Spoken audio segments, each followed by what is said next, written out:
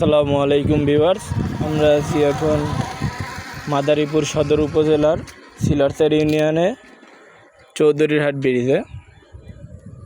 এটা এমনি সবসময় শান্তশিষ্ট, কিন্তু ইদানিং সময়ে সিলারচার ব্রিজ বন্ধ থাকার কারণে এইটাতে কিছু সিএনজি অটো চলাচল রিসেন্টলি বাড়ছে, বাট কিছুদিনের জন্য। এমনিতে এখানে খুব একটা গাড়ি ঘোড়া চলাচল করে না। আর এখন তো দুপুর টাইম, তাই লোকজন নেই বললেই চলে, কিন্তু এমনি বিকালে এখানে অনেক লোকের সমাগম হয়, যার কারণে আমাদের চৌধুরীরহাটটাকে অনেকে বিনোদন বাজার হিসেবেও চিনে। তো আপনারা কখনো চৌধুরীরহাটে আসছেন কি না, অথবা কে কে চিনেন, কে কে আসছেন, কে কে আসতে চান, প্লিজ কমেন্ট করবেন। ভালো থাকবেন। আসসালামু আলাইকুম।